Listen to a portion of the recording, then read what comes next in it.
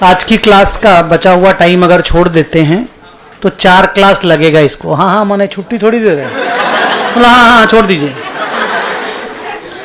अजीब टाइप का इंटरप्रिटेशन है, खुद ही तो सेंटेंस को बीच में ही बोल के खत्म कर दो। नाउ सुनिए, इस चैप्टर में ना हम लोगों को 4 क्लास लगेगा और उसके बाद एक नया चैप्टर स्टार्ट करेंगे। ये चैप्टर भी ना आपको सिंगल एंट्री का एक्सटेंशन लगेगा, मतलब आपको बनाना पीएल और बैलेंस शीट ही है। अब क्वेश्चन के पैटर्न कैसे रहेंगे आप यहां पे देखोगे, और इस चैप्टर के जो स्पेसिफिक डिस्कशन है या नॉलेज शेयरिंग है वो मैं आपके साथ अभी कर रहा हूं। डिपार्टमेंट्स क्या होते हैं? द आंसर इज, अगर एक ऑर्गेनाइजेशन एक से ज्यादा प्रोडक्ट्स या क्लास ऑफ प्रोडक्ट्स में डील करता है तो ईच प्रोडक्ट या ईच क्लास ऑफ प्रोडक्ट को एक डिपार्टमेंट बोला जाता है। फिर से बोलूं डेफिनेशन या क्लियर है? क्लियर है। फिर से बोलूं? ओके, थोड़ा ध्यान से सुनो बेटा। अगर एक ऑर्गेनाइजेशन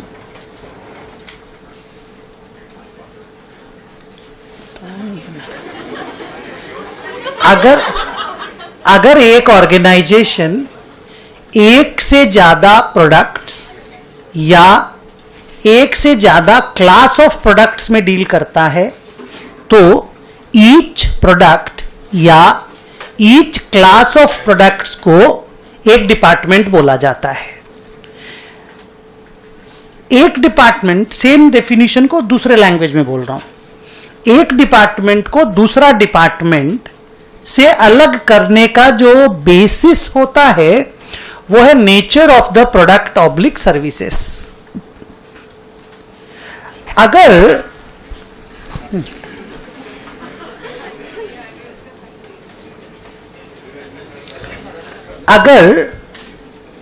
एग्जाम्पल में चीज को समझाने की कोशिश करें हम,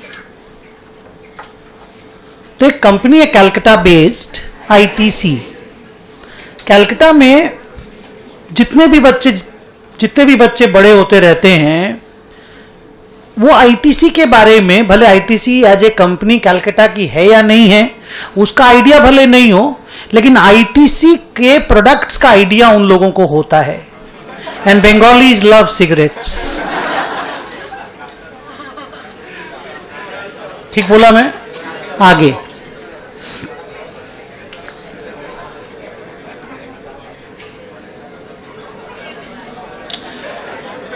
थोड़ा बात कम।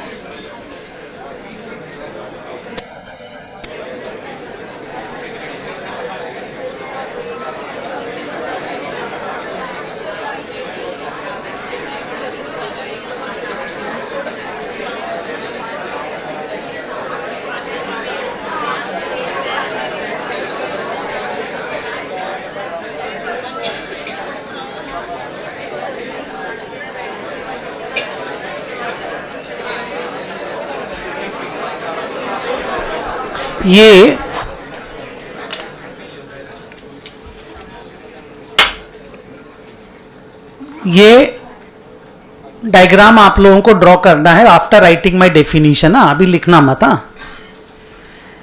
Cigarette, hotels, agro products, paper and paper board, clothing.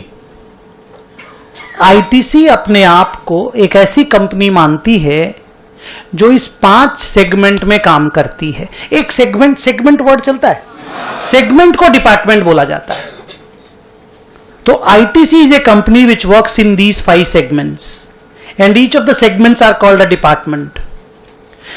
ऐसा नहीं कि एक ही सिगरेट बेचता है या एक ही ब्रांड का सिगरेट बेचता है, बहुत सारे ब्रांड उसने सिगरेट के अंदर ही बना रखे हैं, जिसमें विल्स फिल्टर है, क्लासिक मेंथॉल है। No, I don't smoke. I'm a shareholder of ITC. And therefore I have to know. पढ़ाते नहीं। हाँ पढ़ते पढ़ते पढ़ते साला आज तक रिटर्न नहीं दिया। मैं आपको बता रहा हूं, पिछले करीब करीब 6 से 7 साल हो गए मैं आईटीसी में लगातार पैसा लगा रहा हूं, मेरे को लगातार लॉस हो रहा है। नहीं, प्रॉफिट बहुत बनेगा, उसमें कोई दाग नहीं है मेरे को, अभी तक लॉस है, आने वाले दिनों में लॉस होगा ऐसा थोड़ी है। Now please allow me, now ITC के ये 5 जो सेगमेंट हैं, डिपार्टमेंट्स हैं, आप इस एक दूसरे से अलग करने का अगर आप जरिया देखें, I mean if you want to find the basis of differentiating one segment from the other, you will clear cut find the difference in the nature of product and services. Cigarette एकदम अलग type का product है, hotel business different type का business है, agro product जिसमें Sunfeast biscuit और आशीर्वाद आटा और बिंगो मैड एंगल, हम तो 3 ही जानते हैं प्रोडक्ट, बाकी और एग्रो प्रोडक्ट्स में कुछ कुछ होंगे, बट बिंगो इनका नहीं है। मैं तो आज तक इन्हीं का मान के खाता था, और मैं तो इसलिए खाता था कि मैं खरीदूंगा तो माल बिक्री होगा, माल बिकेगा तो सेल बढ़ेगा, सेल बढ़ेगा तो प्रॉफिट होगा, प्रॉफिट होगा तो मेरे शेयर का भी दाम बढ़ेगा ना। नाउ बस स्टॉप, इतना ही देर बेटा, देखो वेस्ट नहीं करने का टाइम, थोड़ा सा हंसी मजाक के लिए बोलते हैं, तुरंत खत्म करना है। पेपर एंड पेपर बोर्ड आप देख सकते हो,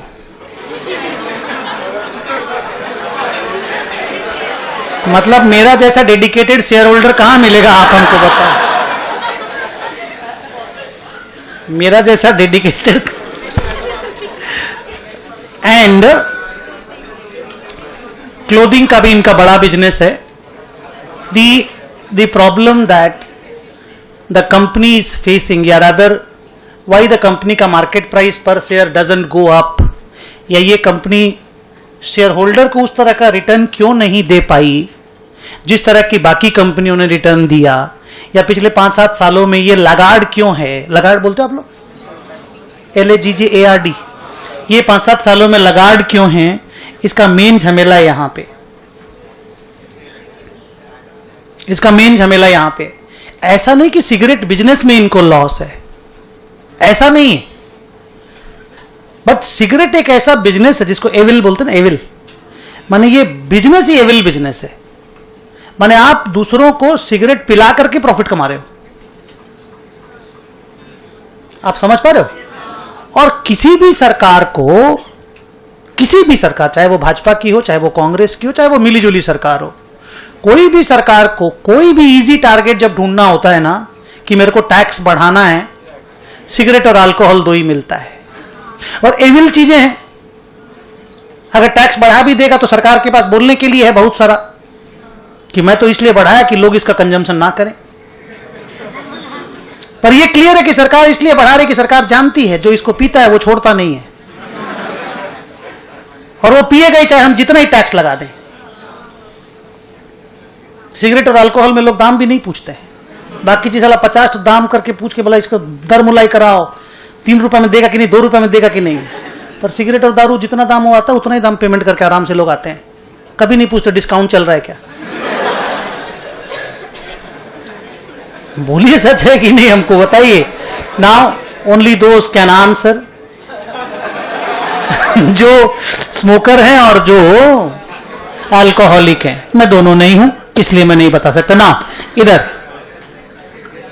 स्टॉप, क्योंकि सिगरेट का बिजनेस एक एविल बिजनेस है, और हर सरकार को जब भी मौका मिलता है इस पे टैक्स एक्स्ट्रा लगाने को वो लोग चूकते नहीं हैं, एंड जितनी बार भी एक्स्ट्रा टैक्स लगता है इनके ऊपर, चाहे GST, service tax, excise duty, किसी भी नाम से लगे, इनकी प्रॉफिटेबिलिटी उतनी उतनी कम होती जाती है, क्योंकि आप टैक्स पेमेंट करोगे तो सरकार के पास जाएगा ना वो पैसा।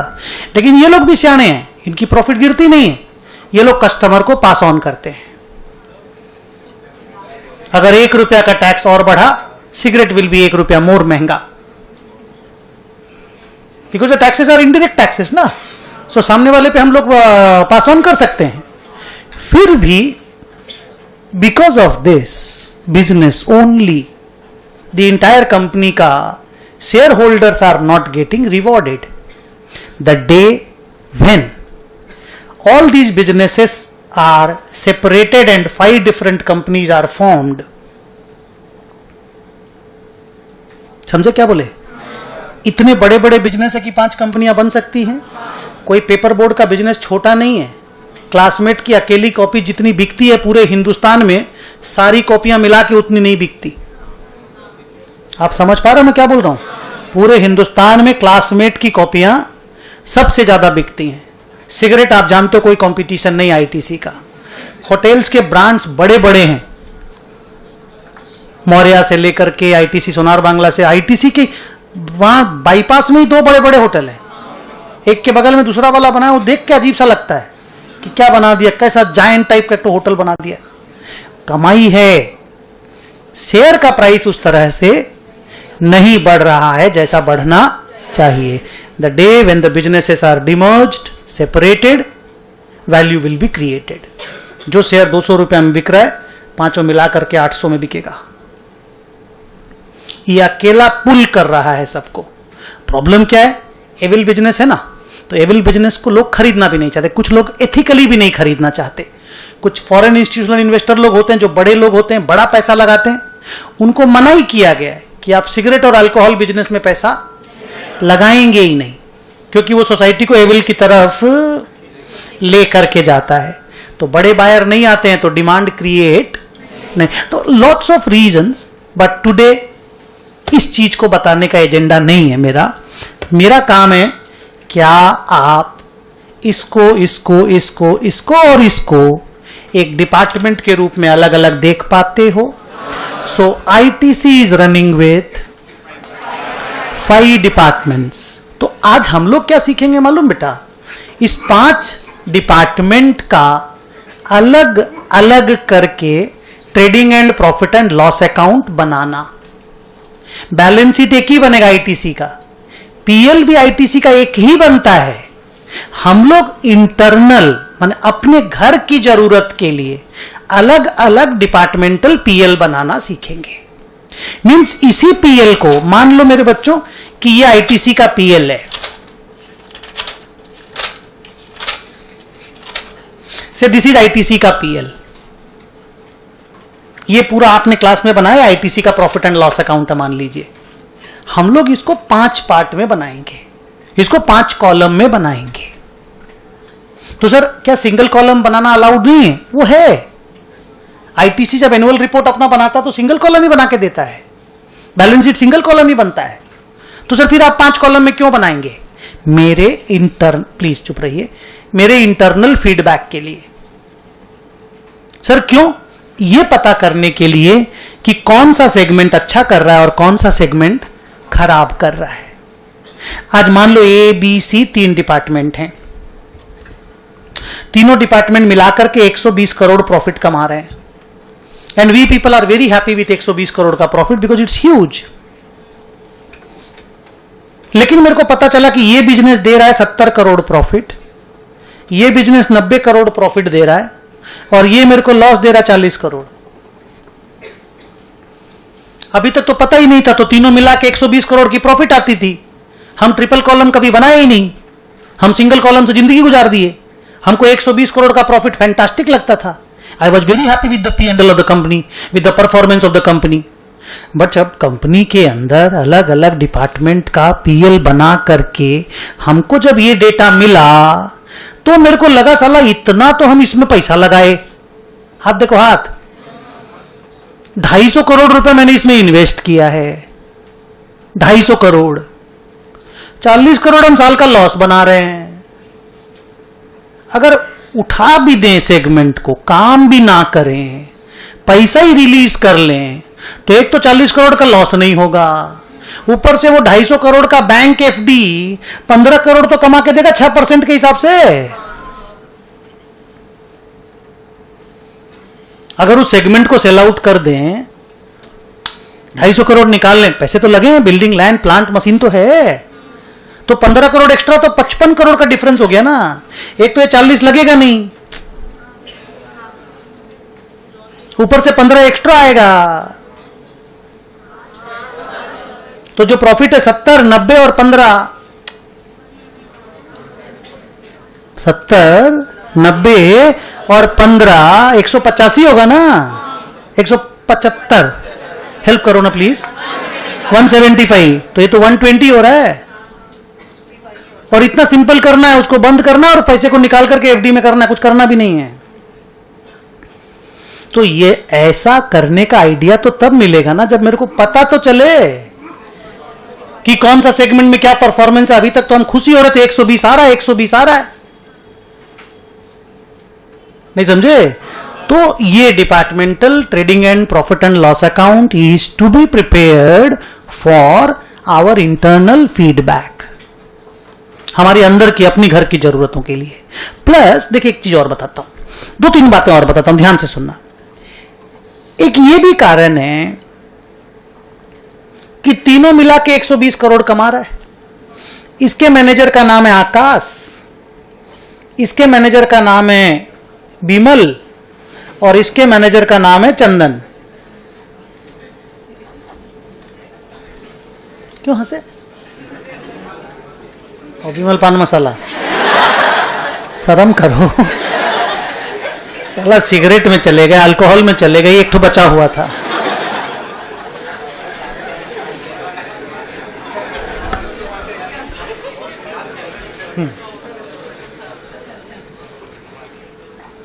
सुनिए, अभी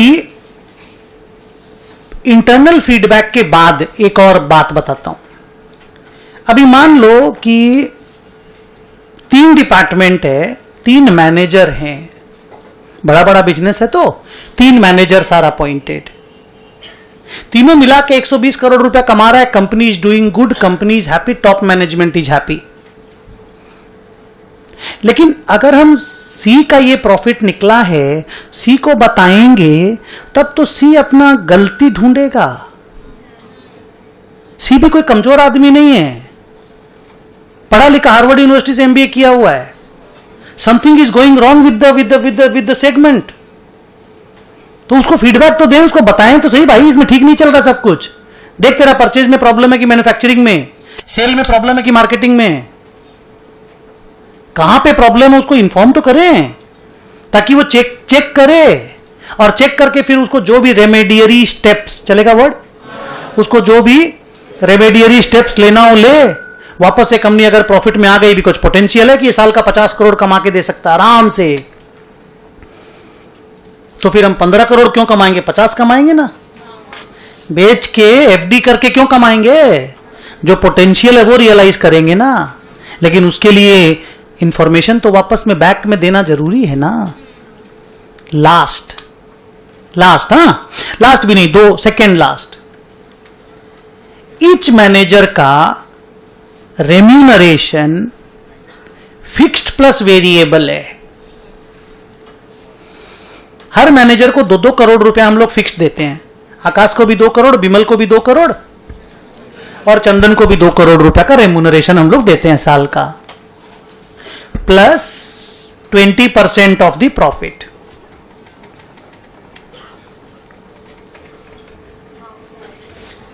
निकलेगा कैसे? हर मैनेजर का रेम्यूनरेशन निकलेगा कैसे? अगर हम 3 अलग अलग प्रॉफिट एंड लॉस अकाउंट नहीं बनाएंगे, तो इन दिस केस तो profit and loss account banana is a compulsory thing. अभी तक तो मान लो मैं बोलता था इंटरनल फीडबैक, अभी तो मैनेजरियल रेम्यूनरेशन कैलकुलेट करने के लिए मेरे को डिपार्टमेंटल ट्रेडिंग पीएल सेपरेटली बनाना ही पड़ेगा। एंड लास्ट, एक अकाउंटिंग स्टैंडर्ड है A17, तुम्हारे सिलेबस में है, उसका नाम है सेगमेंट रिपोर्टिंग। ये सेगमेंट रिपोर्टिंग का अकाउंटिंग स्टैंडर्ड हर कंपनी को ये कहता है कि अगर आपके पास 1 से ज्यादा सेगमेंट हैं, जो कि आईटीसी के पास है, इस कंपनी के पास 3 सेगमेंट हैं, तो वो अकाउंटिंग स्टैंडर्ड 17 बोलता है कि आपको सेगमेंटल इंफॉर्मेशन देना होगा। वो बोलता है हम कॉर्पोरेट इंफॉर्मेशन देते हैं पीएल में, बोला वो दीजिए, वो तो करना ही है, सेगमेंटल इंफॉर्मेशन दीजिए। बोला क्या देना है? बोला कौन से सेगमेंट में सेल कितना है, खर्चा कितना है, प्रॉफिट कितना है, असेट कितना है, लाइबिलिटी कितना है, डेप्रीसिएशन कितना है। ये अभी याद नहीं करना है, A17 में याद करिएगा, सिलेबस में है तुम्हारे। अब वो जो सेगमेंटल इंफॉर्मेशन देना है उसमें प्रॉफिट भी बताना है। अब उसमें अगर प्रॉफिट बताना है, अभी भी नहीं समझे, तो पीएल अगर नहीं बनाओगे तो सेगमेंटल इंफॉर्मेशन प्रोवाइड कैसे करोगे? पिछले 15 मिनट से हम आपको यह बता रहे हैं कि segmental profit and loss account, departmental profit and loss account may not be an integral part of the financial statements, but it is required to be prepared. नहीं समझे? तो हम लोग वो बनाना सीखेंगे। डन? लिखो।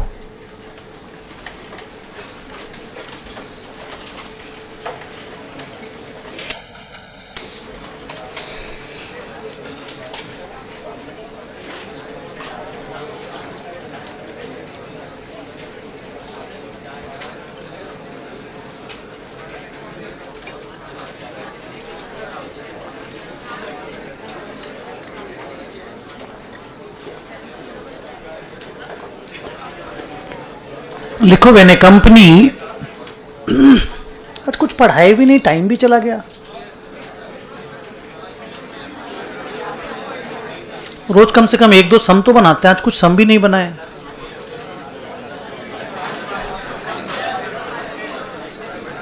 आप लोग पढ़े हैं कुछ क्लास में? नहीं ना, हमको वही लग रहा है, बतौलाबाजी करके खत्म हो गया हमको लग रहा है। बच्ची बोल रही हाँ। लिखो when A company deals in more than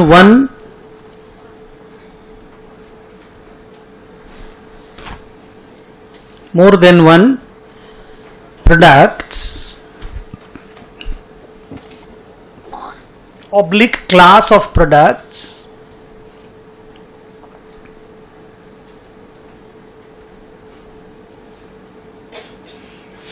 which are different from each other,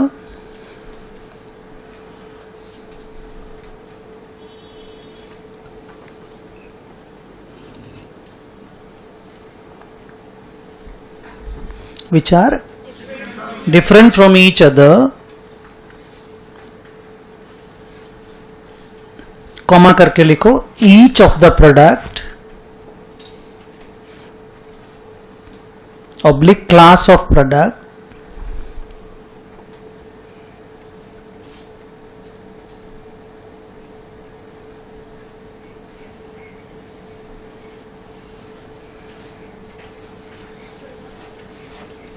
ये is called a department.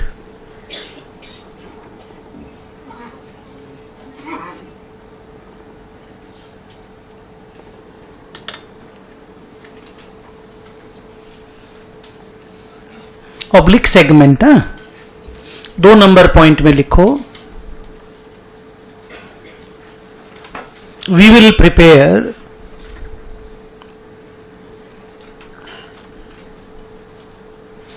Departmental trading and profit and loss account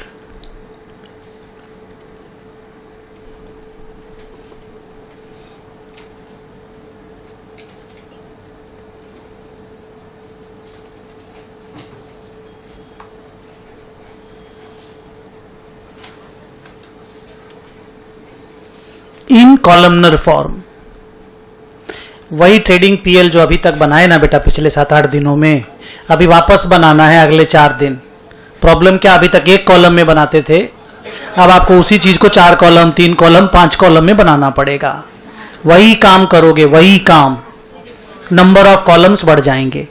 balance sheet अभी भी सिंगल कॉलम बनेगा, काम वही है। डन? नीचे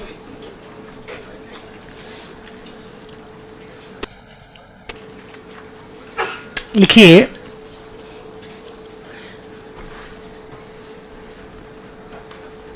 legally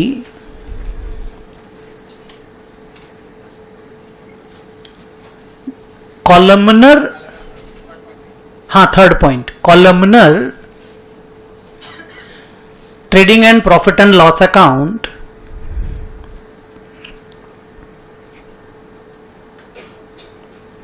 is not a financial statement.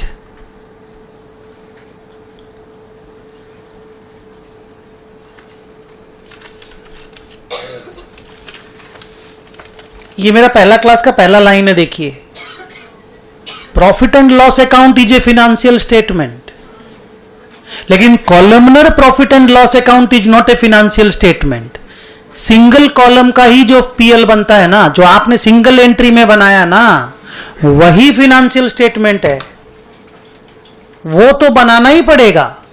ये 5 column का हम क्यों बना रहे हैं, जो हम आपको पढ़ा है ना 4-5 कारण, वो लिखा रहे हैं।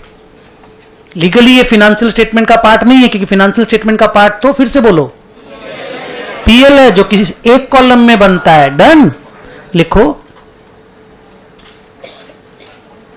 एज नहीं, सेम पॉइंट, एज नहीं, ए छोटा ही लिखना है, एज सिंगल कॉलम पीएल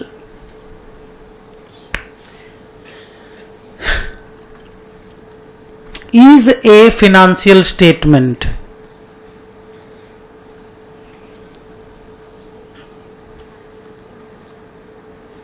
तो अगर कोई चीज फिनेंशियल स्टेटमेंट नहीं है तो हम लोग क्यों मेहनत कर रहे हैं, सिलेबस में क्यों है, टाइम पास है क्या? नो। क्यों बनता है, मैंने कई सारे कारण दिए। लिखो, उसी फुल स्टॉप कर दो, अब लिखो, बट वी प्रिपेयर दिस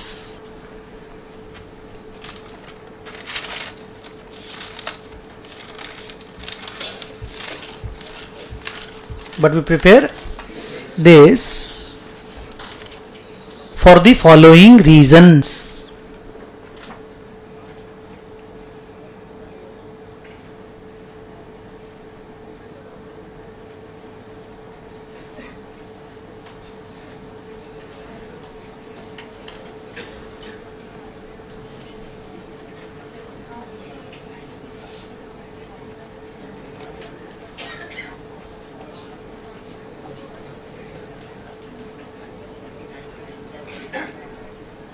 दिख रहा है बच्चों?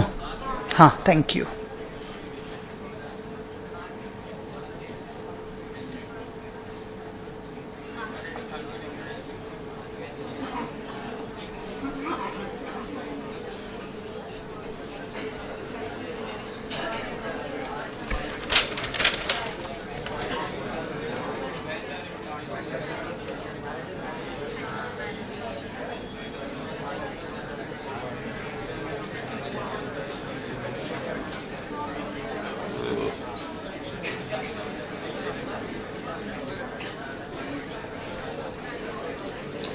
लिख पाए? तीसरा वाला फुल फॉर्म कर पाए? Departmental managers remuneration calculation. उतना लिखने का मन नहीं कर रहा था, बोल के ऐसा कर दिए। Departmental managers remuneration calculation.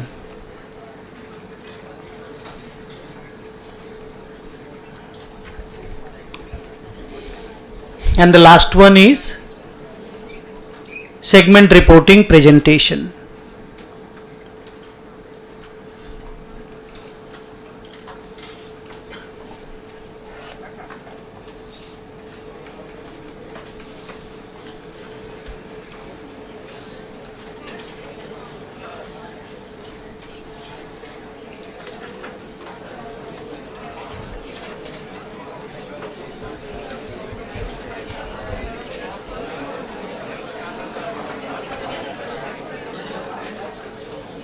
ये लिखना नहीं है।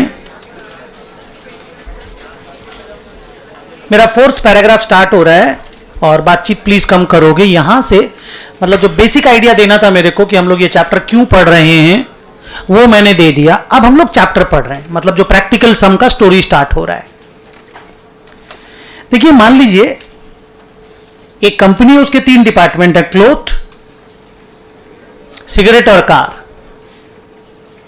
अब आप इसका ट्रेडिंग बना रहे हो 3 कॉलम में, 3 कॉलम में trading, opening stock, purchase, sales, closing stock, gross profit, ये निकाल रहे हो। क्या आपको नहीं लगता, अब थोड़ा वो जिसको बोलते हैं ना रियलिस्टिक बन के बात कीजिएगा, हो तो ऐसा भी सकता है ना सर, हो तो, वो सब नहीं बोलना है, वो सब होगा तो हम लोग डील कर लेंगे, प्रैक्टिकली बात बोलना। ऐसे मान लो, कहां पे घर है बेटा था आपका, आपका कहां है? हावड़ा। अब मैं, ये बच्चा यहां से निकला 4:45 पे, हावड़ा इसका घर है, कितना बजे तक पहुंच जाओगे मुन्ना?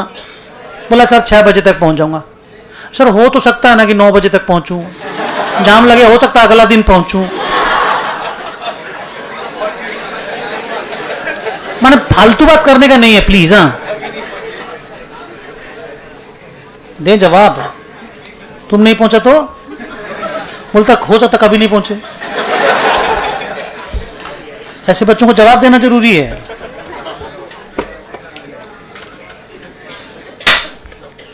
सर क्या आपको नहीं लगता कि जब मैं और आप लोग भी मेरे साथ बैठकर जब ट्रिपल कॉलम ट्रेडिंग अकाउंट बनाएंगे तो इनके इंडिविजुअल डेटा ओवरलैपिंग नहीं करेंगे?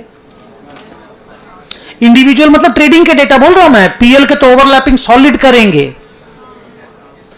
Opening stock of cigarette, opening stock of cloth और ओपनिंग स्टॉक ऑफ कार,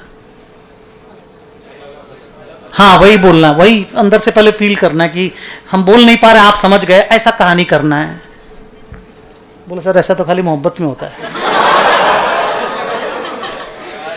बस हो गया भाई, इतना ही देर।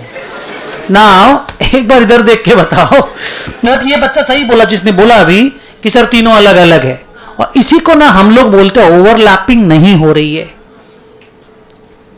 तो ओपनिंग स्टॉक में, परचेजेस में, सेल्स में, क्लोजिंग स्टॉक में, ग्रॉस प्रॉफिट में ओवरलैपिंग नहीं होगा, क्योंकि नेचर ऑफ द प्रोडक्ट अलग है ना जी। मिक्स वाला स्टोरी नहीं है, मिक्स बनता ही नहीं है, मतलब होता ही नहीं है वो स्टोरी, एकदम अलग अलग क्लियर है।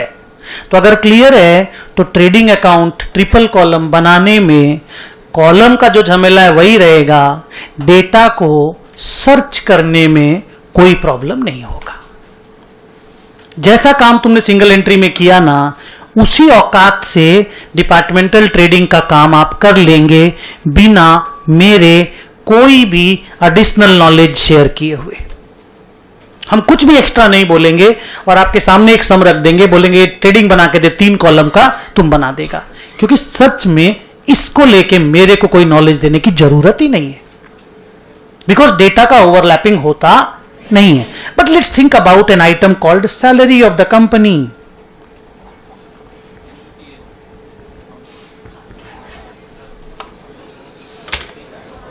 ₹40 लाख की सैलरी है साल भर की, करेगी ना ओवरलैप? करेगी ना ओवरलैप? आप हमको बताइए। तो सर आप क्या करेंगे? आंसर इज एलोकेट करेंगे। रेंट,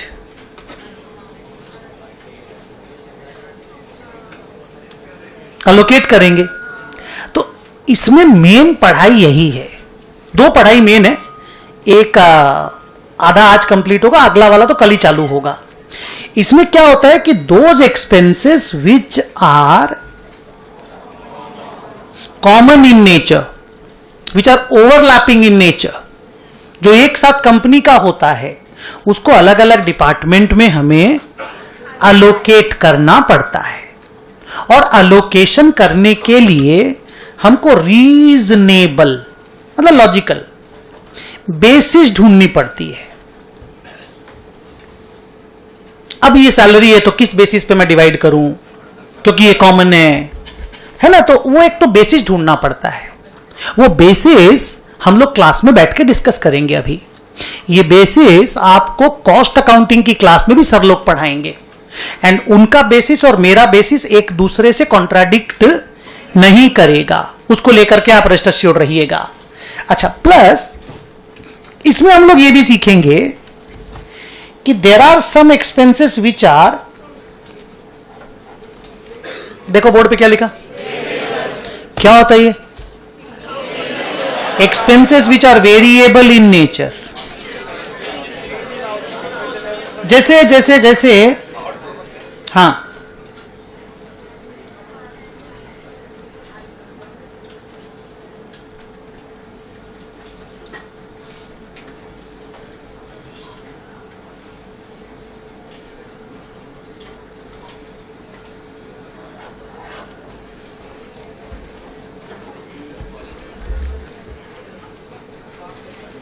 बोर्ड पे दिख रहा है।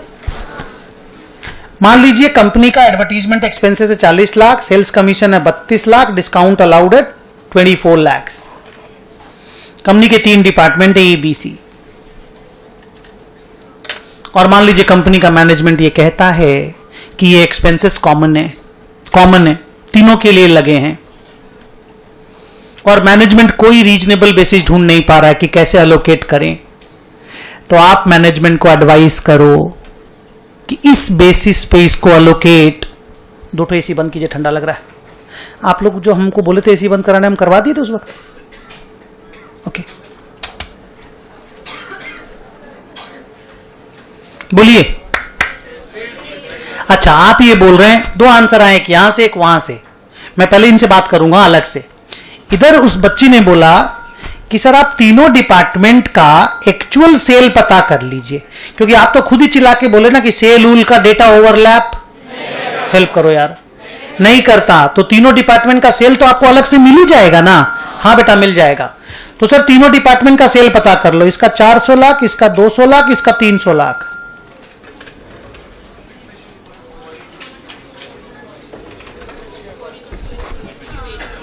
तो बच्चे बोल रहे हैं advertisement commission, sales commission, discount allowed, इस तरह के खर्चों को ना तीनों डिपार्टमेंट का जो इंडिविजुअल सेल का फिगर होता है ना, उस रेशियो में डिवाइड कर दीजिए। Bang on, you are correct. इससे ज्यादा अगर कोई लॉजिकल बेसिस और हो मैनेजमेंट के पास, और मैनेजमेंट बेहतर जानेगा, तो मैनेजमेंट उस बेसिस को यूज करेगा। और अगर मैनेजमेंट के पास कोई बेसिस नहीं है तो हम उनको बताएंगे ये बेसिस ले लो, इससे बढ़िया कुछ नहीं है मेरे लिए। अब मान लो management is clear, very very clear, very very clear कि हम C डिपार्टमेंट का कार का तो कभी एडवर्टाइजमेंट किए ही नहीं समझे। हमने या तो कपड़ों की एडवर्टाइजमेंट की या सिगरेट की, गाड़ी का हमने कभी एडवर्टाइजमेंट किया ही नहीं। इसका मतलब, अब आगे आपको बोलना है बेटा, इसका मतलब advertisement cost will be allocated among 2 products, not among 3 products. Yes or no? तो फिर मैनेजमेंट जब इतना बता रहा है तो कुछ और बता दे कि कितना एडवर्टाइजमेंट किसके लिए खर्चा किया। जब 2 के लिए बता पा रहे हो कि 2 में ये हुआ है, तो 2 में किसका कितना बिल बना ये बता दे। अब वो बोलता है कि नहीं मेरे पास वो डेटा तो नहीं है। तो अब तुम बोलो फिर सर, फिर हमसे आंसर लो सर, 4:2 में पूरे 40 लाख रुपए को बांट दो। आप समझ पाए? मतलब ये कि अगर मैनेजमेंट के पास कोई रैशनल, कोई लॉजिकल अलोकेशन करने का बेसिस हो, तो management can give you the best answer. If they have not, तो हम लोग अपना आंसर दे सकते हैं। और पहला क्वेश्चन का आंसर आपका फैंटास्टिक था कि सर अगर कोई वेरिएबल एक्सपेंस है तो उस तरह के खर्चों को ओवरलैपिंग होना चाहिए, उस तरह के खर्चे को सेल्स रेशियो में बांट देना चाहिए। डन?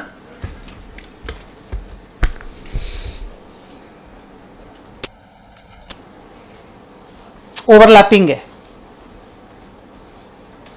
ओवरलैपिंग है।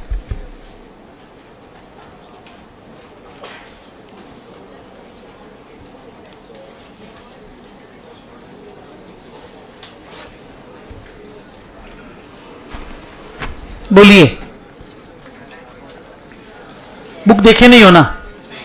मेरा बुक में जो पेज नंबर खुला हुआ है आपका, उसको नहीं देखे हो तो बोलना, देखे हो तो बोलने की जरूरत नहीं है, दूसरों को बोलने देना।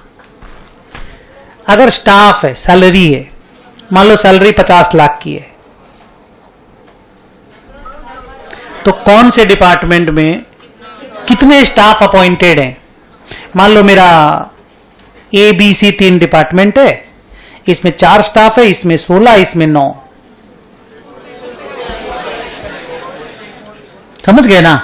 तो 4:16:9 में हम लोग एलोकेट कर लेंगे, और बाकी अगर वो सबका सैलरी अलग अलग बता दे तब तो ओवरलैपिंग भी नहीं है, फिर तो अलग अलग डेटा अवेलेबल हो गया। तो प्लीज अगर इंडिविजुअली डेटा अवेलेबल हो तो मारपीट का कोई गुंजाइश नहीं है। अगर ओवरलैपिंग डेटा हो तभी ये लफड़ा होना है, और आज की क्लास में और अगले 4 दिनों में डेटा ओवरलैपिंग हो के रहेगा, हमको मेहनत करना ही पड़ेगा। छोड़े? Good.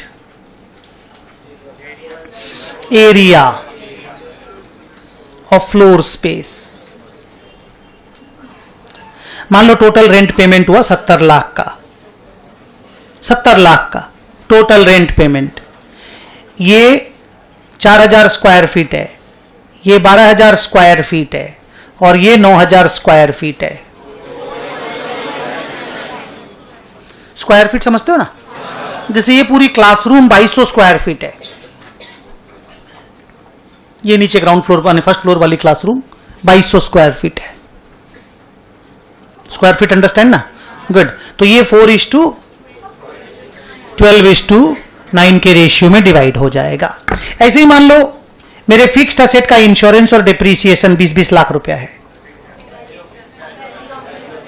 Respective value of the fixed assets used in the businesses. नहीं तो मान लो मेरे इसमें फिक्स्ड असेट 14 करोड़ का है, इसमें फिक्स्ड असेट 19 करोड़ का है, इसमें 22 करोड़ का है, तो 14:19:22 में हम अपने इन दोनों खर्चों को डिवाइड कर देंगे।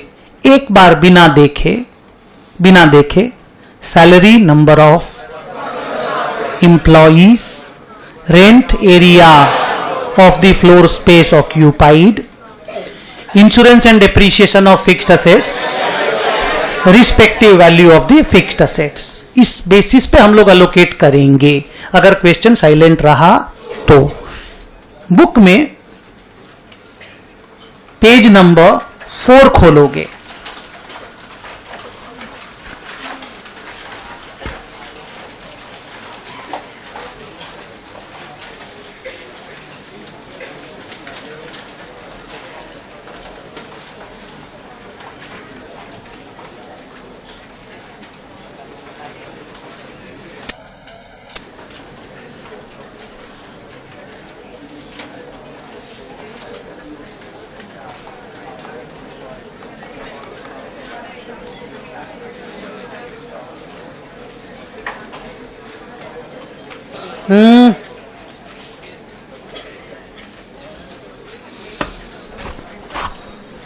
देखिए वहां नीचे आंसर ढूंढिए और आंसर का लॉजिक बताइए। इन दोनों में डिफरेंस क्यों है वो बताइए।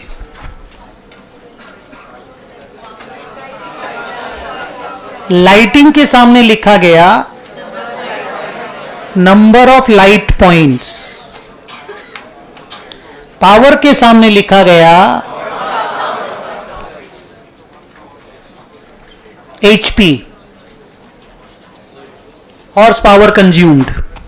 क्या फर्क है बेटा दोनों में? 1 सेकेंड ना, हु कैन आंसर? गुड। ये फर्क क्या है मैं ये जानना चाहता था, एंड वाई दिस बेसिस, ये क्या है मैं ये समझ नहीं पा रहा हूं। If you have any idea about it, good, very good. आप बोलिए लास्ट बेंच, ब्लू स्वेटर। हाँ बैठ के बोल बेटा।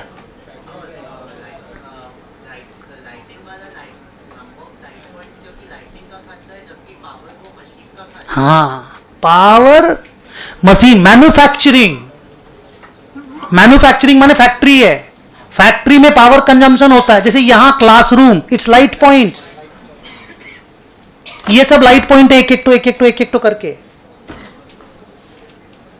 नहीं समझे? तो अगर लाइटिंग का एक्सपेंडिचर लिखा हुआ तो आप लाइट पॉइंट गिन लीजिए।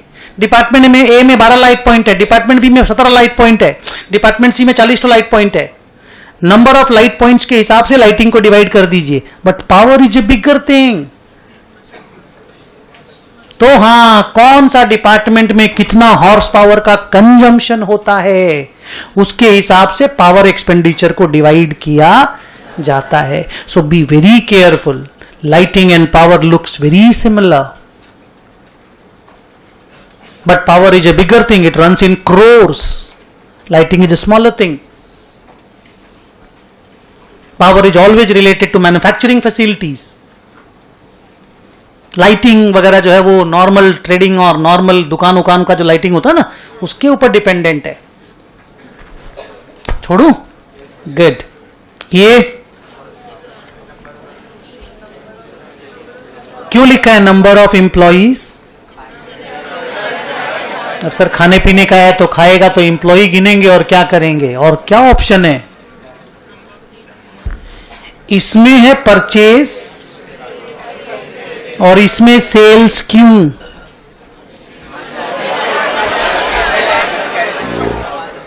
बोल बेटा। हाँ, कैरेज इनवर्ड। परचेज करेंगे तो कैरेज इनवर्ड लगेगा, सेल करेंगे तो कैरेज आउटवर्ड लगेगा। The more you sell the more carriage outward will happen. So carriage outward is more a variable expense. वो यहीं पे मेरे को लिखा देना चाहिए था। तो उस वक्त मेरे दिमाग में नहीं आया। जब मैं कैरेज इनवर्ड पढ़ा तो कैरेज आउटवर्ड भी दिमाग में आया। सो कैरेज आउटवर्ड को सेल्स रेशियो में बांटेंगे और कैरेज इनवर्ड को परचेज रेशियो में बांटेंगे। अच्छा, इस तरीके से ना, सुनो, इस तरीके से एक बार बोर्ड पे देखना।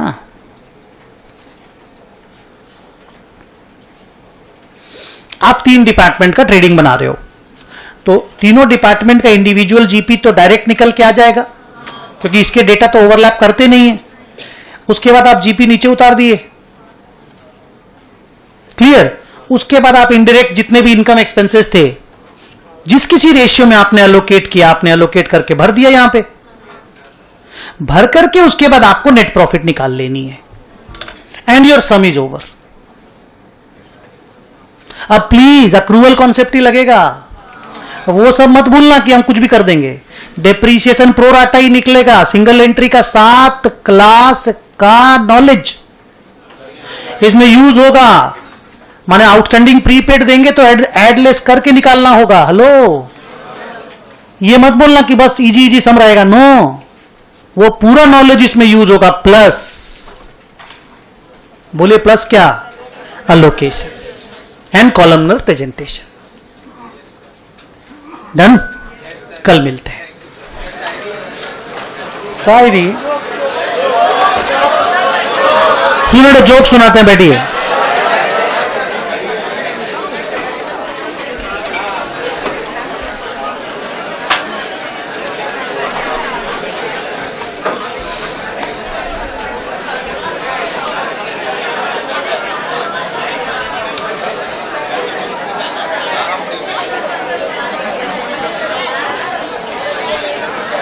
देखिए,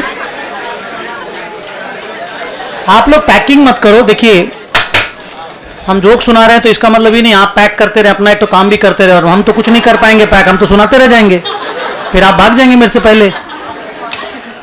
सुनिए, ये जो जोक है जो मैं आपको अभी सुना रहा हूं बच्चों, वो लिखने का है। अब हम कुछ लिखे, आप नहीं, हम लिखेंगे। तो मैं जब ऐसे कॉपी खोल रहा था तो एक बच्चे ने बोला लिख के सुनाएंगे क्या? तो मैं आंसर ही यस।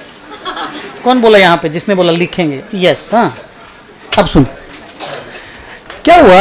अच्छा प्लीज, हाँ, मैं ये सब क्या चल रहा? रिकॉर्डिंग हट, जो वो कभी रिकॉर्डिंग करेगा बे। सुनिए ना, एक रिक्वेस्ट है, मेरी क्लास में कोई चीज का भी आप रिकॉर्डिंग मत करो। मैंने वहां लिखा है audio oblique video recording of class proceedings. Jokes are also class proceedings. Is strictly prohibited. फिर उसके नीचे भी कुछ लिखा है, students found recording audio oblique video is, I mean in any manner, will be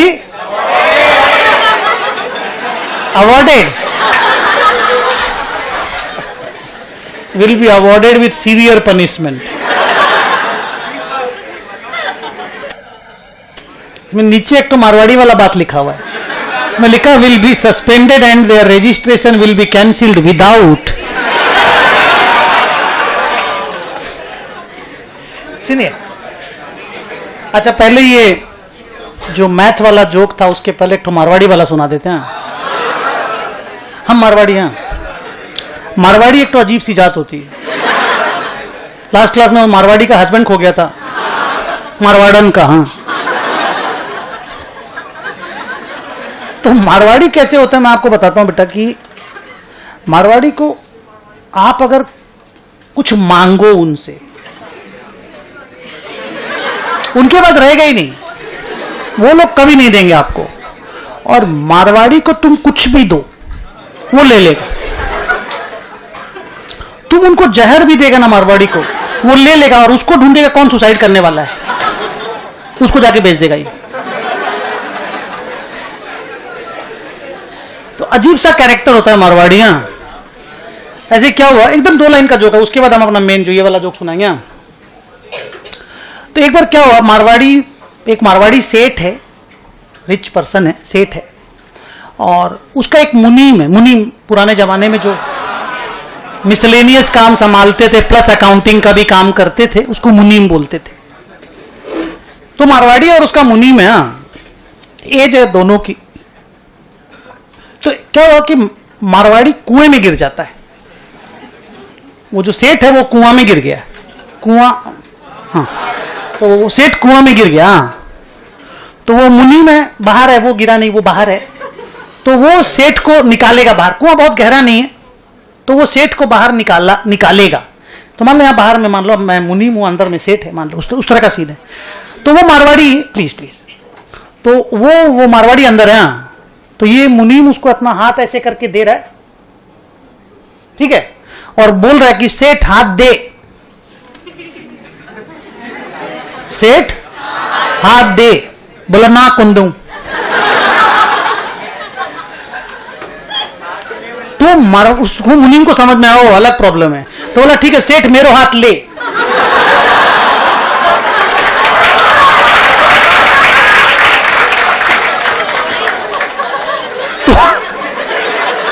तो अब सोचिए मारवाड़ी बाहर आता है, मतलब लेन देन का ऐसा हिसाब है कि मत पूछो। अच्छा ये एक तो दूसरा जोक है। Any Punjabi in the class? कोई पंजाबी?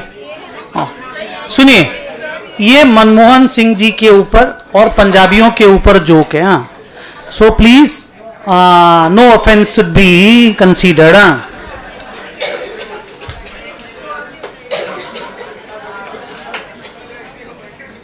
सुनिए क्या हुआ। एक बार ये अपने मनमोहन सिंह जी जब बने प्राइम मिनिस्टर, हाँ 2 बार बने, मैं पहली बार वाला बता रहा हूं, तो खत्म हो चलो गए। कौन बोला 2 बार बने? उधर से आवाज है, कौन बोला 2 बार बने? अच्छा रोबोट बोला गया, सॉरी, मुझे लगा 2 बार बने। तो जब बने वो प्राइम मिनिस्टर, तो पंजाब से 7 लोग निकल के गए अमृतसर से। अमृतसर उनका होम टाउन है। तो अमृतसर से निकल के दिल्ली जा रहे हैं उनसे मिलने, कि भाई मेरे गांव का एक बंदा प्राइम मिनिस्टर बन गया, तो अब मिल के आते हैं उनसे, हालचाल पूछ के आते हैं, तो अच्छा लगेगा। अब जाएंगे दिल्ली। अब दिल्ली को बोला जाता है सिटी ऑफ ठग्स, कि दिल्ली में जाओ और बिना पैसा लुटाए हुए आ जाओ, ऐसा पॉसिबल नहीं है। तो खतरनाक सिटी होती है, और पंजाबी जनरली थोड़े से भोले भाले होते हैं। तो जब वो लोग निकल रहे थे घर से, तो साथों को बोला गया कि बॉस दिल्ली जा रहे हो, संभाल के, कोई भी रुपया किसी को भी देगा तो हिसाब करके देगा, ढंग से हिसाब किताब बिना किए पैसा किसी को मत देना, पूरा प्रॉपर हिसाब, मन में एकदम पूरा हिसाब जब हो जाए उसी के बाद पैसा देना। तो बोला नहीं ठीक है, हम लोग ध्यान रखेंगे। चढ़ गए ट्रेन में अमृतसर, अमृतसर से उतर गए दिल्ली, स्टेशन पे उतरे, सीरियस मत, तो जोक है, उतरे दिल्ली। तो दिल्ली जब उतरे तो टैक्सी स्टैंड गए, टैक्सी स्टैंड में टैक्सी वाले को बोले कि प्राइम मिनिस्टर्स हाउस जाना है, पीएम के घर जाएंगे। बोला कितना रुपया लेगा? टैक्सी वाला बोला जो मीटर में आएगा दे देना। मीटर तो रहता ही है। बोला नहीं नहीं नहीं, रुपया बताओ। बोल दिया था वहां पंजाब में कि हिसाब करके देना है पूरा ठीक से, तो उनको ध्यान था ये वाला बात। बोला नहीं नहीं, नॉर्मली मीटर में कितना आता है? जब वहां तक जाते हैं, आप तो रोज जाते होंगे, बताओ नॉर्मली कितना आता है? तो वो बोला 28 रुपया आता है। कितना? 28 रुपया। टैक्सी वाला बोला उसको, बोला ठीक है, एक आदमी का कितना लेगा? हिसाब कर रहा हो लोग, घर में बोला हिसाब करना है, तो बोला एक आदमी का कितना लेगा बताओ? बोला 13 रुपया लेंगे। वो समझ गया था तब तक। कौन? टैक्सी वाला।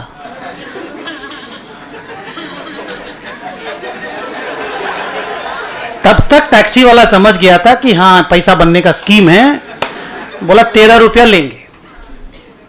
बैठा ही लोग, सरदार लोग 5-7। बोला यार 13 मांग रहा है, ठीक है, कुछ किया होगा ये लोग। बोला हाँ हाँ ठीक है 13 दे दो। पहुंच गया अपने मनमोहन सिंह जी के यहाँ, 13 रुपया करके निकाल के दे दिया। कमिटमेंट 13 देने का था, 13 निकाल करके दे दिया।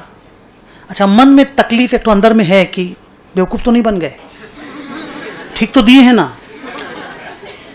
तो पहुंचा वहां पे, मनमोहन सिंह जी नाश्ता पानी करा दिए उन लोगों को, बातचीत होने लगा। तो फिर उसमें से एक सरदार बोला कि सर ऐसा ऐसा हम लोगों के साथ हुआ है, 28 रुपया मांगा था। तो सर हम लोग तो देखिए, हम लोग को तो बोल दिया था हिसाब करके देना, हम तो दिए नहीं सर। हम लोग 13 रुपया करके दिए एक एक जन का, 7 आदमी का। तो मनमोहन सिंह जी को बोले सर आप बताइए हिसाब करके कि हम लोग ठीक दिए कि नहीं दिए, कहीं ज्यादा तो नहीं दे दिए। तो मनमोहन सिंह जी बोले कि भाई ये तो भारी सवाल है, पेपर चाहिए इसके लिए। तो बोला पेपर में ऐसे करके ऐड करेंगे। बोला 13 करके लिया ना तुम लोग से, आप लोग ना बात मत करो, थोड़ा सा जोक को बीच में बोलने से पूरा जोक का मजा खत्म हो जाता है। तो बोला 13 करके 7 आदमी थे, तो तुम लोग 13 करके दिया। तो बोला अगर ऐड करोगे और 28 आ गया, भाई ऐड किया और 28 आ गया, 28 तो मांगा था टोटल है, अगर 28 आ गया तो ठीक है, नहीं तो बेवकूफ बन गए और क्या। बोला चलो ऐड करते। तो लिख लिया ऐसे करके मनमोहन सिंह जी, अब ऐड कर रहे हैं 3 3 6 3 9 3 12 3 15 3 और 3 और एक 22 23 24 25 26 27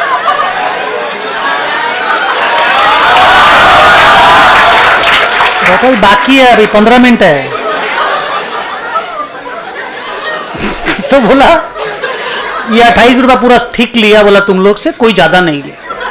अच्छा, फिर एक सरदार के मन में क्या आया, बोला यार, बोला सर मल्टीप्लिकेशन से भी तो आना चाहिए, तो क्रॉस चेक करिए ना, क्रॉस चेक करिए, मल्टीप्लिकेशन से भी तो आना चाहिए। तो बोला देखो आप मत बोलो यार, थोड़ा सा जोक हंसने के लिए बोला जाता है, थोड़ी समझाने के लिए। बोला देख 13 है और मल्टीप्लाइड बाय 7 करना है, ऐसे तो होता है। बोला अगर मल्टीप्लिकेशन में 28 आ गया तो ठीक है, नहीं आया तो बेवकूफ बन गए हो। बोला बाद में डिवाइड करके भी दिखाइएगा।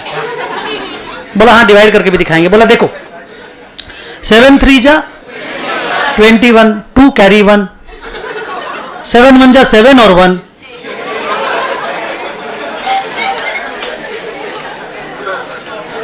मल्टीप्लिकेशन में बोला 28 आ गया, बोला एकदम ठीक है, बोला कोई दिक्कत नहीं। लास्ट उन्होंने बोला सर डिवाइड कर दीजिए बस, और कुछ नहीं चाहिए। बोला 28 टोटल है, 7 आदमी और डिवाइड करने से अगर 13 आ गया तो ठीक है, मैं तो बेवकूफ बन गया, बोला 7 1 जा 7।